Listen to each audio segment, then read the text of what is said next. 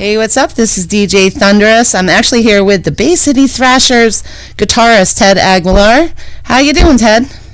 I am doing well. How about yourself? I'm awesome. For all of our listeners out there, could you give us a brief history of Death Angel? I know about Death Angel, but maybe they don't.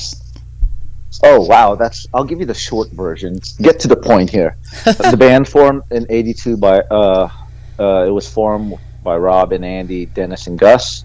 They were a four-piece for a couple of years, and Mark joined. His first show was November 24th in '84, and from there on, released 3 albums: The Ultraviolence, Frolic Through the Park, Act 3. Disbanded in '91. Everyone went their separate ways, while the 4 remaining members, Rob, Andy, Den, and Gus, formed the organization. They were around for about 3 or 4 years. Disbanded. Everyone went their separate ways. The band reformed in 2001. First show was the Chuck Billy benefit, Thrash of the Titans, and we've been going since with and we had Andy and Dennis left in '09, and we got Will, Carroll, and Damien Sisson, New Rhythm section, and we've been together since for 4 albums, which is Relentless Retribution, Dream Calls for Blood, Evil Divide, Humanicide, and 2 live albums, which is The Bay Calls for Blood and the recently released live album, The Bastard Tracks. That's awesome. Now, I do have one question, and it's an irrelevant question. I just wanted to know, isn't it true that Death Angel is one of the youngest bands to be signed to a record label? Back then, yes. Yes. With the Ultraviolence, those guys were still, I believe, Andy was 14, the drummer, and everyone, I guess, was still in high school or were graduating high school at the time in '87. So at that time, yes, I believe they were the youngest band signed to a record deal. That's so amazing. I just heard that, and I'm like, I have to ask him. I don't know if it's true or not. And, that had to be hard on them at that age. I mean, it's just got to be like, wow. I'm pretty sure it is, having to be that young and signed to a record deal and to go out on tour with a bunch of much older peers and adults while you're still young. It could be a blessing and a curse. Actually, at that age, that's when the hormones kick in, too. So it's just got to be like, whoa. Probably. But, I think it's really cool. That is. It's very cool. So how did you get into metal and playing guitar? And I had an older brother who was into, of course, around the late 70s, early 80s, he was all into, the stuff that I was exposed to, like, of course, Black Sabbath, Judas Priest, Iron Maiden, Led Zeppelin and all that. So he was much older than me. And he turned me on to that stuff. And then I had friends around the neighborhood who introduced me to more of the underground stuff. And, of course, like Metallica, Venom, Merciful Fate, and all the underground. And, actually got into that. And just to circle back a little bit, my older brother played an instrument. He played bass. So, just watching him grow up, I started picking up, then he played guitar, and I just picked up the guitar then and just started playing and jamming and, playing around all the time. But it wasn't until, like, I guess a sophomore in high school till I joined the band. Ironically, I joined Will Carroll, our drummer in Death Angel. I joined his band around 15 or 16, and we've been friends since. And, we've had, like, bands that we formed, 3 bands that we formed in high school, after high school and all that, just playing the local San Francisco circuit, and just been playing all them years and just jamming with people until I joined Death Angel in August 11th of 2001. That's cool. Now, did you ever play any other instruments or sing or anything? Yeah, I've sang in my first band I was with Will, just young, you need a singer, I'll do it, and you just do it. But, playing other instruments, I know my way around the bass. I'm no bass player, but it's just like a guitar player playing bass type deal. So, but I always wanted to play drums. It seemed fun, but, maybe down the road I'll pick up a pair of drumstick and, maybe I might learn something. You may. But just been doing the circuit for a long time, just in and out of bands, just playing with people, but so far for the last 20 years, it's just been Death Angel for me. Has to be amazing to be in a band for that long. Yeah, it is. It's pretty surreal how it's been 20 years. I mean, time flies by really fast. Yeah. How did you get into being in Death Angel? Well, I've known those guys for a long time, since the '80s, just here and there. I've been to a lot of their shows. I've seen them on every album. I've seen them on the Ultraviolence record, seen them on Frolic, seen them on Act Three, and just back then in the Bay Area, after shows, people would have after parties. They'd be at after parties. People hang out, and you just get to know them through the scene. And around like the late '90s, early 2000s, Rob, Mark, and Andy had a band called Swarm, and I had a band called Sift at the time, and we would play locally together around the Bay Area, that circuit. And it wasn't until Death Angel reformed, and Rob gave me a call and saying if I wanted to play the one show with them, because their original guitar player Gus Peppa couldn't do it at the time, and just gave his blessing. And here you go. Here I am. Been in the band since. Wow. Now, did they ask you to stay in the band, or how did that go about? They just asked me to fill in for that show and never properly asked me to be in the band. It's funny. Hey, could you do the show with us, Thrash of the Titans? I did it, and here I am today. They never properly asked me. It's weird, but it's okay. Having a good time. Having one of the best times of my life, right? I can imagine. So, who are your most musical influences? What bands influence you? Wow. Like I mentioned earlier, of course, I had an older sibling, and so all that stuff, the Priest, Maidens, Sabbath, all that's in my DNA. But I have to say, and it's always been my number one band, it would happen to be Metallica. They're the band right there. I mean, they came out at a good time. I mean, I'm pretty sure it's, I could speak for a lot of people. It's just that time when they came out from Kill 'Em All, even all the way up to the Black Album. It was just that magical time in the 80s. Yeah.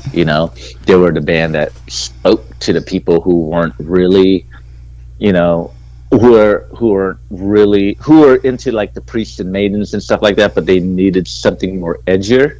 You know what I mean?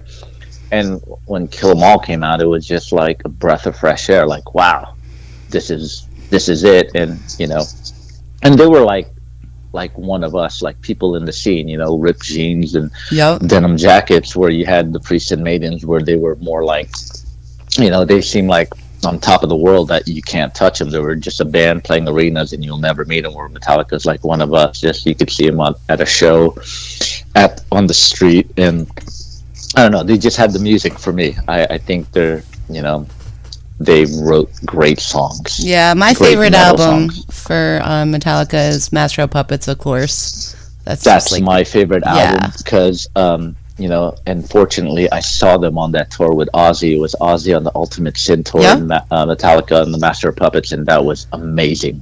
Blew my mind. I bet. Did you ever meet James Hetfield? Yes, you did. Oh my God, he is my favorite guitar player, because one, he's a great player. He writes great riffs. He writes great melodies and lyrics. I mean, he's just a heavy metal superhero. At one point, it's just like he's the dude. He's the dude. And, he is. I met him a couple of times. Very nice guy, and it's just he's that guy. I'm sorry, anyone who everyone in metal, if you want to talk about from Kill 'Em All, any band that came after that has to be influenced by them. If you're not, you're crazy. I agree. I mean, I know there's so many people out there that are like, nah, we don't like this, we don't like that, but you know what? It all comes down to it's metal. It's metal, man. I mean, it's subjective. I mean, you can think what you think, but at the end of the day, to me, I think they wrote great songs that touch a lot of people, and they mean something, and they came out at the right time. I agree. That is true. So what kind of gear do you use, and how many guitars do you have? I know you have to have several. Oh, wow. I'm trying to think how many guitars I have. About like under 20 ESP guitars. And as far as gear use, I'm a big Mesa Boogie fan. I mean, everything that I own is kind of modeled after Metallica. The Mesa Boogie amps, the ESP guitars, the EMG pickups. I'm a fan of that Bay Area crunch. And it's just that tone is just so sizzling and in your face, you just can't help it.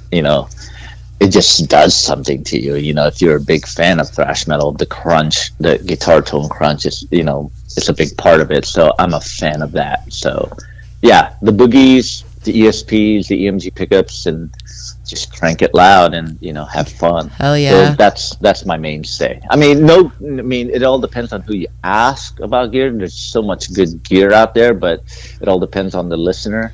But I'm just a fan of that sound, so I try to go after it.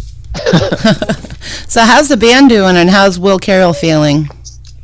Band's doing good. Right now, Will Carroll is just great. I just had a live stream with our fans, and he jumped on. He's doing really well. And I'm going to see him today as he's going to be a DJ for a listening party from our friends, Mordred. They're having a listening party today. He's DJing. Cool. But the band's doing well.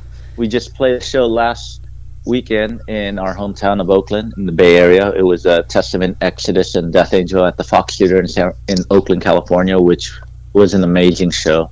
It felt good to play to a live audience indoors and in our hometown. It just felt really refreshing, and for us and everyone who was there, it was just the exchange of energy. I think everyone was itching for a live show, and the Bay Area came out in full force, so it was good for everyone. That's awesome. That's killer.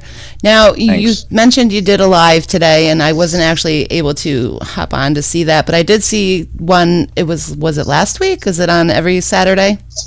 I try to, most of the time it's on Saturdays. Yeah. Yeah. Sometimes I skip a Saturday for a break. And that's really cool that you're doing that. I mean, did that all come through when COVID occurred, or had you been doing that all along? It actually happened when the whole pandemic, when it shut down, and there was no live shows. I mean, we couldn't get together for rehearsal because of the lockdown, and it was so new, and you experienced the first few months of shutdown. It was insane. So I mean, we needed something to. For me, I wanted to do something. How do we still keep the band going in some way if we can't rehearse, or how do I engage in the fans? And I love talking to fans. I love because I'm a fan myself, and I like to see what fans like, what they want to do, yada yada yada. So, and I get to fanboy out myself, having to interview some of my not only peers but heroes that I'm a fan of. So it's a really good thing. That's cool. Now, Bastard Tracks you guys have coming out. Let's talk about that. Yes. Why the name Bastard Tracks? I mean, it sticks, that's for sure. But where did that come from? Well, you know what? It's kind of like in our way, the Bastard Tracks are songs that probably never get played at all, or doesn't get enough attention. Because usually when we go out, we've been going out, and the whole cycle is all right, you put out a record, you tour for that record, you come home, write another record, go out and tour for that record, and not every song makes the cut on the live set, especially when we're out touring as a support act. When we play a festival, you're only limited to 50 minutes or something like that, or a support act, you're only limited to 45 to 50 minutes. And you got to play the songs that kind of lack of a better term, the hits. Yep. You got to play that because the majority of the people want to hear that, and that's what every band does. And when the pandemic happened, I mean, it's we did a virtual Christmas show in 2020, and it's our first Christmas show that wasn't in a live audience, so we did that. Then come January of this year, we were talking to our agents abroad and the U.S. and go, hey, how's the touring circuit look like? Are we able to get on tour this year? And in January, they said, we don't see any touring happening as of now in the future. So we decided, well, we should do another thing. The Christmas show went really well, and we all decided, that we should do another one just to keep active and to play. Right. And we said, well, but we should do something different. And we decided, well, let's do songs that we don't normally get to play in the set because of all the restrictions or whatever. Right. And so we decided to bust out some tracks, and there's songs on there we played Volcanic. Yes, my favorite tune.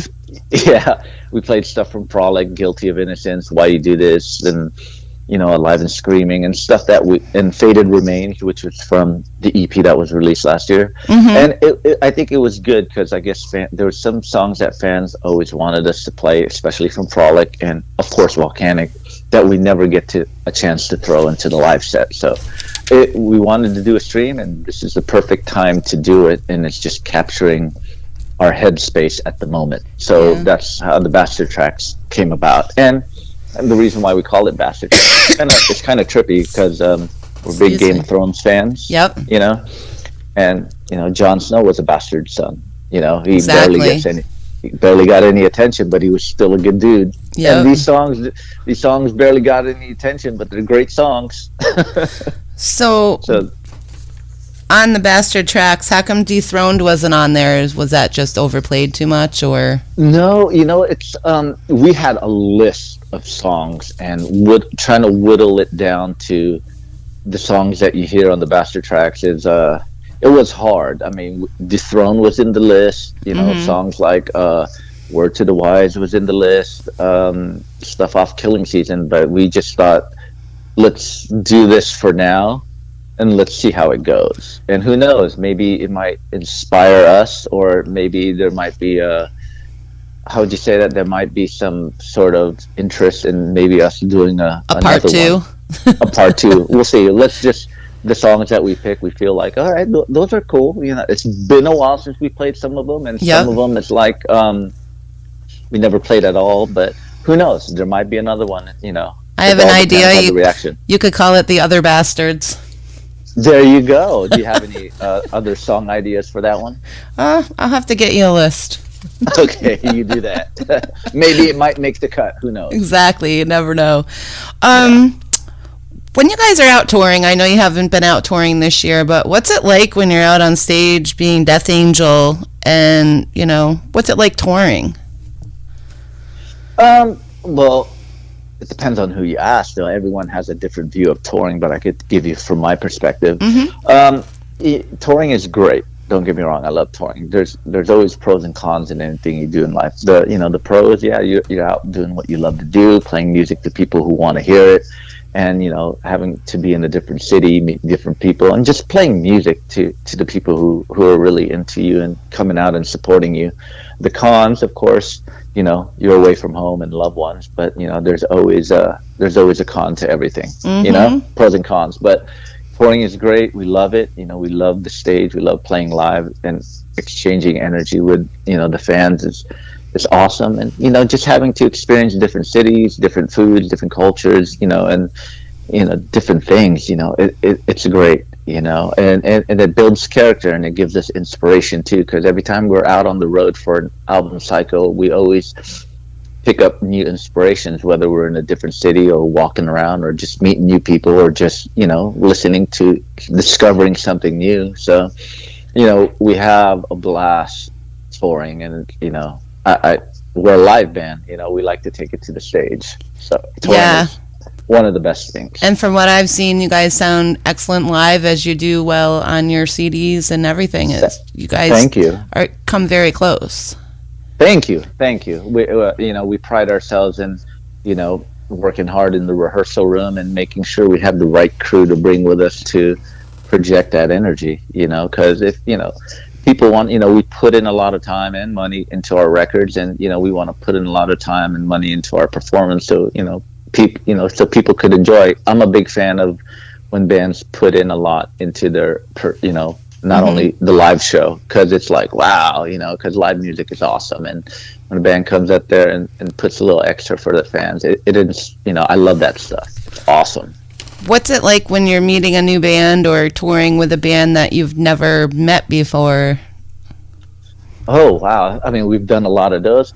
It's cool. It's pretty awkward at first, because when you get on a tour, and it's usually, on paper when it's presented to us, hey, Death Angel and so, and you go, whoa, that's cool, and stuff like that. And for me, I like to do research and kind of like read interviews or watch video interviews of bands to kind of get a vibe of who they are and whatnot. Yeah. But some bands are that we toured with, they're some are pretty like awesome, and some they're to each his own. Some keep to themselves, and they'll come out and talk every now and then. But I just want to check out the live show.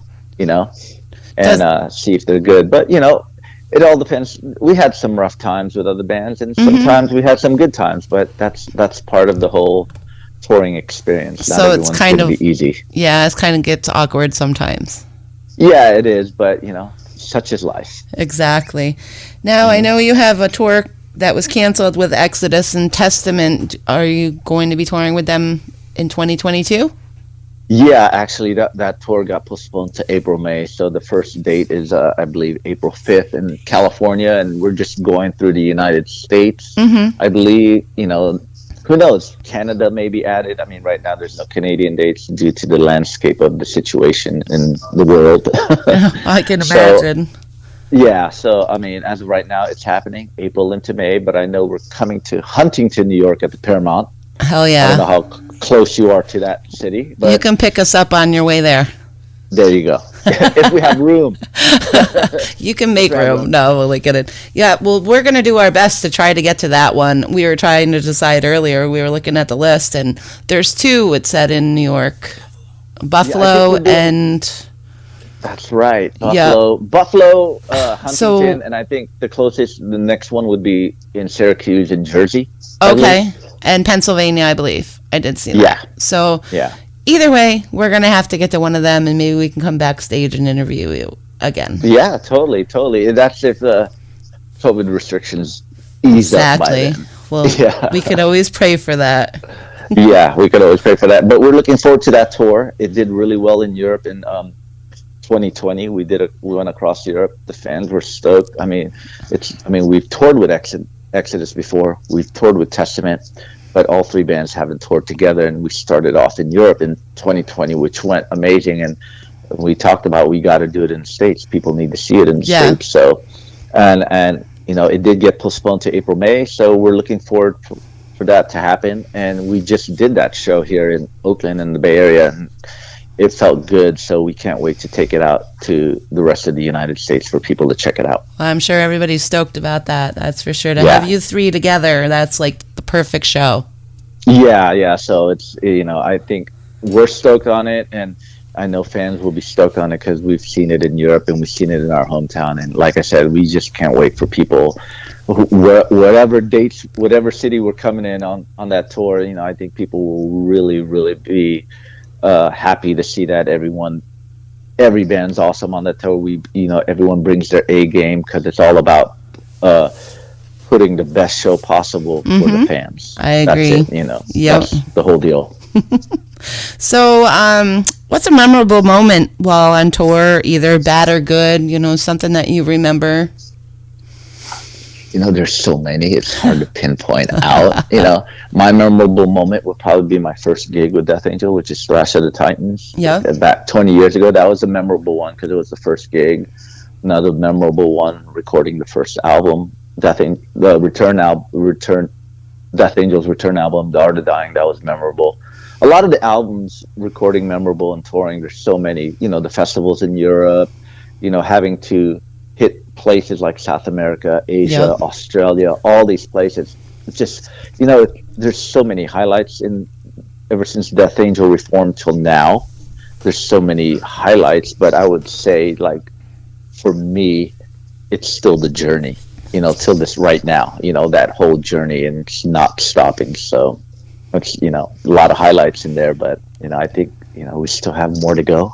I mean, that's a kind of good question to ask when the band's done, like retired. So what was the best part? Because we're not done, and I think there's still more to see, more to do, more people, to meet. So do you think guys are going to play this band out right until the end? Ooh. Oh, wow. I mean, we're going to try, Yep. it all depends on our ailments. Your capabilities at that point in time.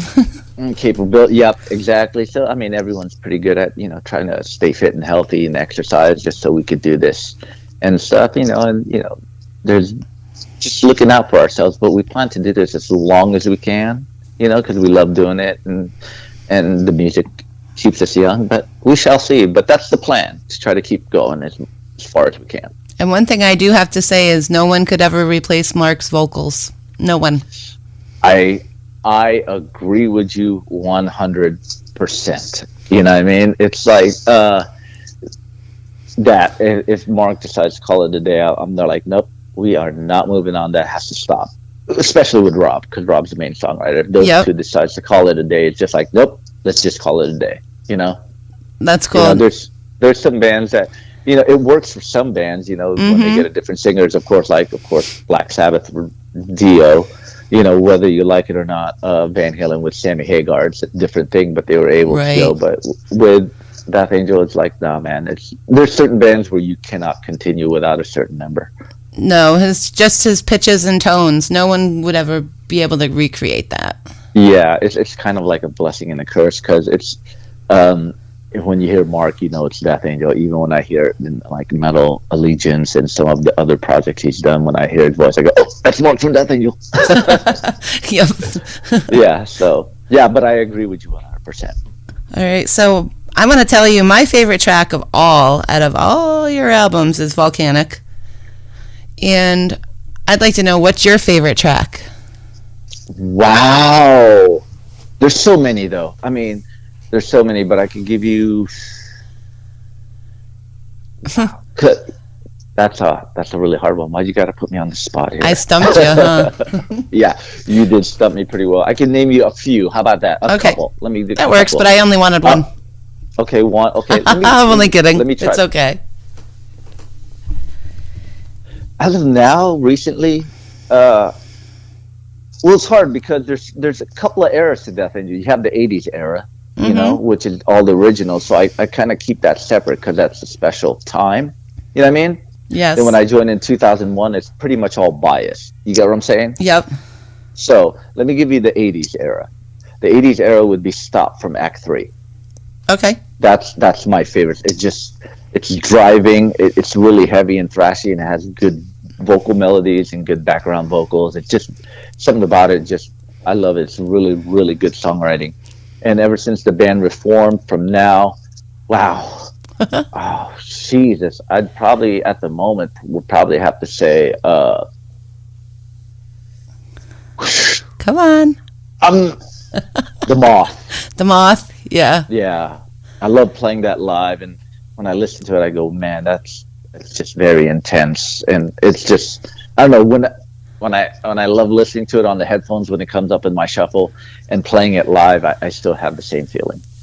That's cool. Now, with your video that you just released, you did a nice solo in that. Was that fun Which for one? you? Yeah, it's fun. I did a few solos. There's I think I did about 4 solos on that one. Yep. On the Bastard track.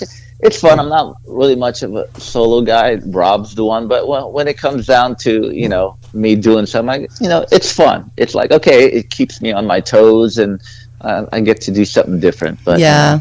like I said, I'm a more of a rhythm guy. James Yep. is my man. Those stuff is hard, but every now and then when I do it, it's fun and challenging. So it just keeps me on my toes. But you got to give it to Rob. He writes the more soulful and cool stuff. I go, you got it, bro.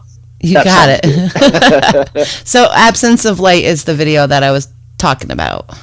The vid. Okay. I know Mark looked like he was enjoying what you were doing. That's why I said, oh, yeah, he's doing a great job. I do my best. Yeah. Well, are you sure it's Absence of Light? I don't solo on Absence of Light. That's Rob. That was Rob. Okay, sorry. Yeah. I remember one a of the solo. other- I haven't watched it in a while. I guess I'll have to go back and rewatch it. Yeah. But yeah, that, every time when I do, it's fun. I have a good time. That's awesome. Are there any tracks you don't enjoy? I'm sure there's not. I enjoy all the tracks that we play live, and there's, I'll admit I'm human. We're all human at some point. There's some songs that when we get to, I'm like, this again. Yep. But because we played that a million times, I'm not going to mention what song because I don't want people to go, oh, it's my favorite song. Right. But when you're playing it over and over again, it's just sometimes. You get on autopilot, and sometimes it's good to be on autopilot. Sometimes it's not. But when we get to certain songs where I feel like, this one, I have to switch up my thinking, excuse me, and just say, well, people want to hear this. Play it like you mean it, and and we do, and Yeah, we do. You do. Yeah. I agree, and that's why we're such fans. I mean, Thank you. you guys are awesome. So, Bastard Tracks is coming out in April, correct? Bastard tracks have been released. They released last. I saw the pre-orders were The vinyl. the vinyl. Okay, got it. But the CD and Blu-ray, the performance of the Bastard tracks, we released that Okay. on Black Friday, and of course, it's an audio of the whole show, and it's a DVD of the performance, which was filmed at the Great American Music Hall in San Francisco, which we're really proud of because we took the stream a bit different. Mm-hmm. If you watch the stream, it's like we tell stories about the songs that are played on the Bastard track. There's some backstories, there's some funny stories, there's we just wanted to take a different approach to doing a stream. So That's awesome. I'll have to pick it all up, I guess, then. yeah, And you'll pre-order really the enjoy it. albums. Yes, I mean, when you pick up the CD and Blu-ray, I think if you haven't seen that, I think you'll really enjoy the performance because there's some cool moments in there and some cool stories about each song that people didn't know about that might go, whoa, I agree. I can't wait to watch it. Is there anyone out there you want to give a huge shout out to, or anybody out there that you'd like to say hello to? I like to say hello to all the fans who supported us over the years. I mean, it is really true. Without them, there wouldn't be us because they're the ones that come out to shows, buy the records, support the bands, and that's what keeps us going. So, I totally appreciate, doing interviews such as yourself. Thank you. It's really good to talk to people who are really into what you do, and I think that's a great thing. We love doing that, and the fans they come first and foremost. We meet a lot of them every day on tour, and their passion for this band it just keeps us going. And we know the feeling because we're fans ourselves. So if we met Black Sabbath or Judas Priest, we'd be all, oh my God, we know that feeling. We know that feeling. That feeling. Yeah, feeling like music speaks to people differently growing up and having to see these shows and read about your heroes and and meeting them and ending up meeting them, and they're so cool. It just it just makes the world go around. Yep. So the fans first and foremost, they're awesome. And doing my stream on Saturday, I get to know them, and I like to know what makes them tick. Why do they like Death Angel, and what do they like us to do more? And I like to pay attention to that because it's really important, fan engagements and all that stuff. And it kind of makes the band a whole, So it does, and a lot of that, a lot of that inspiration does come from Lars Ulrich. He is. With the way Metallica is with their fan clubs and, just following them through all the years, like recently what did they do when they started playing live shows? They played small clubs to their fans. I love that. I mean, they don't have to do that, but they do. They could play arenas for one. They could play in any arena. Yeah, but, sometimes they go, let's just play a small club to break it in, to feel that, they still kept, as big as they are, they still kept the kid in them. You know what I mean? So we try to get that inspiration and vibe. Let's still engage in the fans. Let's not forget exactly they were there. So we do our best to try to engage with them on socials or when we see them at shows and whatnot. So they're the ones that keeps us going. All right. Well, I thank you very much for being with us today, and everybody, get out there and purchase the Bastard Tracks, and I'm going to be ordering my vinyl tonight. Thank you, and don't forget to order your CD and Blu-ray. You have to see the performance. Yep. Yeah, and I'll have to give you some feedback. You're going to be texting, hey, I saw this show, and I'm not really quite sure. No, I'm just joking. All right. No, thank you for this interview. It's great. Thank you. I really appreciate, like I said, people who want to talk to us about the band, and we love to do interviews. It's awesome. And I love that you reacted, and we were actually able to do this interview. I do have two questions from one of our DJs, and who is your DJ? Lady Red. Lady Red, okay. From the Bath of Blood. She would like to know If you wear boxers or briefs or nada. Briefs, for sure. All right. And do you take bubble baths or showers? Showers, but I would like a nice bubble bath. I have to go to like a nice hotel or a resort to do that. But as of now, it's showers. How about a bath of blood? Ooh, that's kind of scary. I don't know if I want to be in a bath of blood unless it's water with some like red dye. I would do that. There you go. And rose petals, right? Yeah, rose petals would be nice with candles lit and all that. And a cigarette in my mouth and a coffee. All right. There we go. All right. So if you could do a shout out for us. Sure. Okay, let me see if I can do this. You ready? Yep. Hey everyone, this is Ted from Death Angel, and you're listening to the Thunderhead Show on MetalDevastationRadio.com, where metal reigns supreme with Mike and Grace. All right. That's awesome. Thank you so much.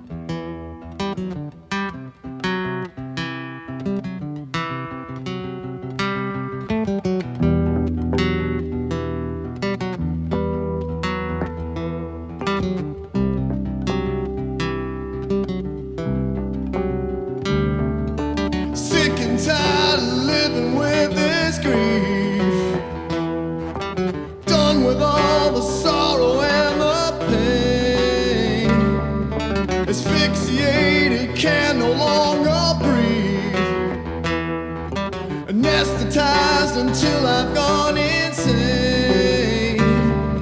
So carry all this baggage when you leave.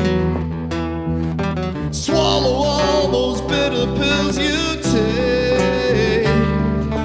Blame it on the world, blame it on me.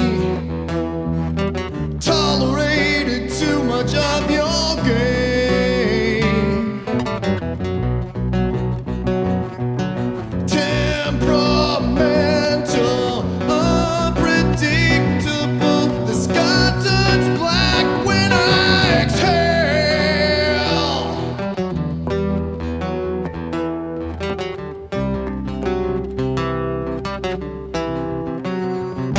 Change of weather, come around too much, a sign of a deeper cut. Lying dormant on a bed of nails, without warning, violently erupt. So bleed the molten river from my veins. Collapse upon myself, disintegrate. Shame upon the world and shame on me.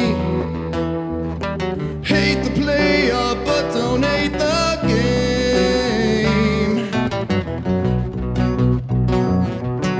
Temperamental, unpredictable. The sky turns black when I exhale.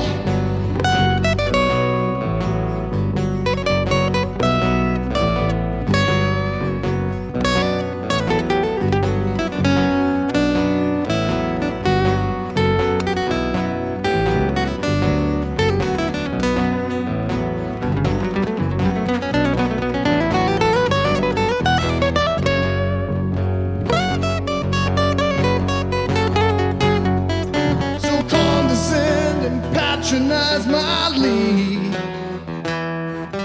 Persecute the innocent again. Rain down on the world and rain on me. Ticking like a bomb that's got your name.